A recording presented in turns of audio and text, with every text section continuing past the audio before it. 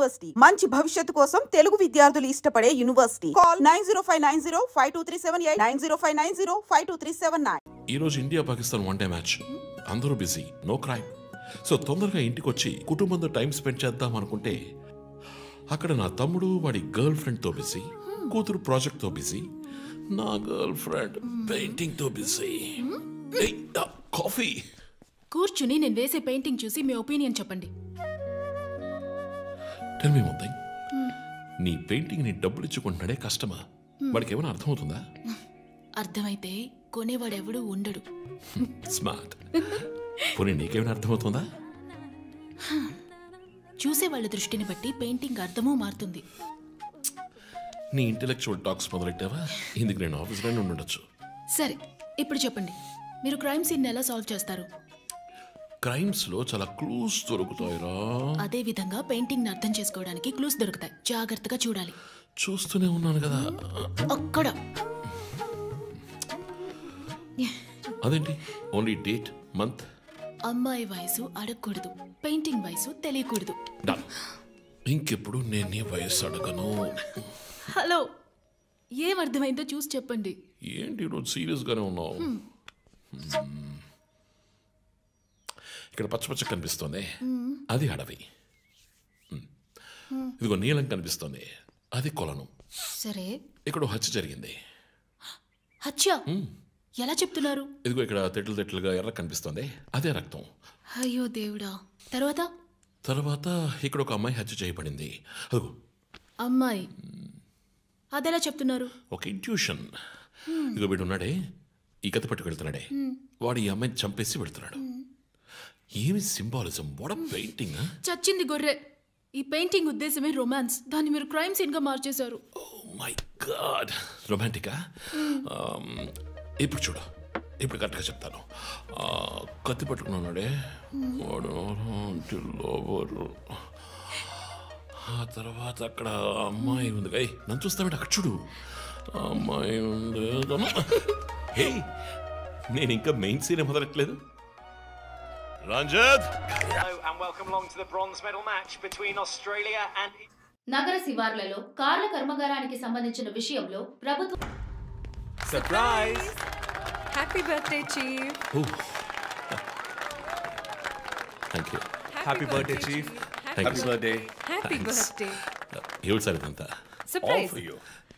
Before the cake I've got a game. మన ఆఫీస్లో smart ఎనర్జెటిక్గా ఉండే ఆఫీసర్ మన చీఫ్ మాత్రమే. సో ఇక్కడున్న సో కాల్డ్ యంగ్స్టర్స్ ఆయనతో కంపీట్ చేయడానికి రెడీయా? Hello, ready. ఏంటి ఏం గేమ్? ఐ హావెంట్ రండి ప్రిపేర్డ్. చీఫ్, అక్కడికి రండి. 1 2 3.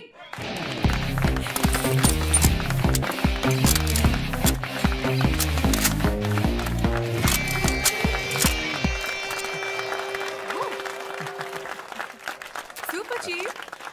రంజిత్ డిఎస్పీగా ఈ ఆఫీస్లో పనిచేసే చివరి సంవత్సరం ఇది. We're going to miss you, chief. నేను ఎక్కడికి వెళ్ళినా నా గర్ల్ ఫ్రెండ్ తోటే వెళతాను. Thank you, chief. మరి జోసర్?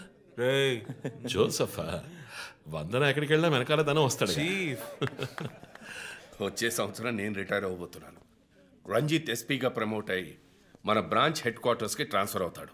ఫీల్డ్ వర్క్ వదిలేసి ప్రెస్ కాన్ఫరెన్స్, టీవీ అని జాలీగా ఇంటర్వ్యూలు ఇస్తూ ఉండొచ్చు. సో ప్రెస్ మేనేజ్ చేయడం చాలా కష్టం సార్. క్రిమినల్స్ మేనేజ్ చేయొచ్చు. ఇంకొక ఇంట్రెస్టింగ్ విషయం, చీఫ్ కెరీర్లో ఆయన 99 కేసెస్ డీల్ చేశారు. And next is going to be century. Dhoni last boss 6 type లో పెద్దగా బ్రిలియంట్ గా ఏదైనా అదిరిపోవాలి chief. yes. I want to talk to you in private. Please come. Thank you everyone.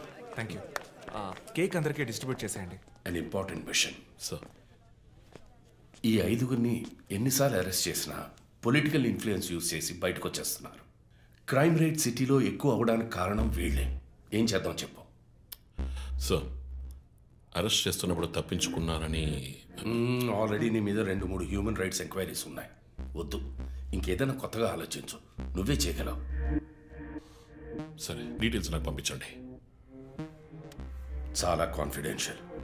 Machine త్వరగా పూర్తి చేయాలని సీఎం ఆర్డర్. 11 గంటలకు ఇంటికి వెళ్ళారు సార్. నేను విషయం మాట్లాడడానికి 12 గంటలకు ఫోన్ చేశాను సార్. ఫోన్ స్విచ్ ఆఫ్లో ఉంది. మామూలుగా ఆయన ఎప్పుడూ ఫోన్ స్విచ్ ఆఫ్లో పెట్టారు సార్. ఫ్రెండ్స్ రిలేటివ్స్ ఇంటికి వెళ్ళే ఛాన్స్ ఏమైనా ఉందా? లేదు సార్, ఆయన ఖచ్చితంగా ఇంటికే వెళ్తున్నానని చెప్పి వెళ్ళారు సార్. జో, ఇల్లు లాక్ చేస్తుంది. పగలు కట్టుకుని లోపలికి వెళ్ళాం. ఇంట్లో ఎవరు లేరు. లుక్స్ లైక్ శివానంద్ రాత్రి ఇంటికి రాలేదు. ప్రముఖ అభ్యుదయ పోరాటవాది లోక్ శక్తి పార్టీ అధినేత శ్రీ శివానంద్ గారు నిన్నటి నుంచి కనిపించడం లేదు. హైదరాబాద్ సిటీ దగ్గరలో జర్మన్ కార్ కంపెనీ నిర్మాణాన్ని తీవ్రంగా నిరసిస్తూ ఆయన పోరాటం మొదలుపెట్టిన ఈ సమయంలో కనబడకుండా పోవడం పలు సందేహాలకు తావిస్తోంది. పైగా ఆయన్ని కిడ్నాప్ చేసి ఉండొచ్చని పోలీసు అధికారులు తెలియజేస్తున్నారు.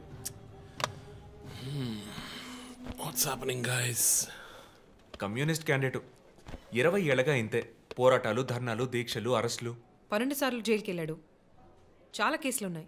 ఇప్పుడేమో ఈ జర్మన్ కార్ల వ్యవహారం. గవర్నమెంట్కి తలనొప్పిగా ఉన్నాడని పోలీసులే లేపేశారా అని ఒక టీవీ ఛానల్ వాడు అడుగుతున్నాడు చీఫ్. దానికి నువ్వేమన్నావు? వాడి డ్రాయిలో బాంబు పెట్టేందుకు కోపం వచ్చింది, కానీ దాన్ని కంట్రోల్లో పెట్టుకుని ఈ ఆరోపణ నిరాధారం, నేను దీన్ని ఖండిస్తున్నాను అని ఒక స్టేట్మెంట్ ఇచ్చాను. డిప్లొమాటిక్. నువ్వు త్వరలోనే డిఎల్స్పీ అయిపోతావు. Thank you chief. ఈ ప్రశ్న కోసం కాకపోయినా ఆ డబ్బా ఛానల్లో వాడు టెలికాస్ట్ చేసే ఆ ప్రోగ్రామ్స్ కోసమైనా ఆ డ్రాయిలో బాంబు పెట్టాల్సిందే చీఫ్. బాంబు ఎక్కడ పెట్టాలని ఇంగితం ఉండద్దు. ఆయనకి ఫ్యామిలీ ప్రాబ్లమ్స్ ఉన్నాయా? ఫ్యామిలీ అంటూ ఉంటేగా. అమ్మ నాన్న ఊళ్ళో ఉన్నారు. ఫ్రెండ్స్ రిలేటివ్స్ ఎవ్వరు లేరు. స్లమ్ ఏరియాలో ఇల్లు, ఊరంతా శత్రువులు. సరే ఓకే, ఆ సిమ్ కార్డ్ ట్రాకింగ్ ఏమైంది?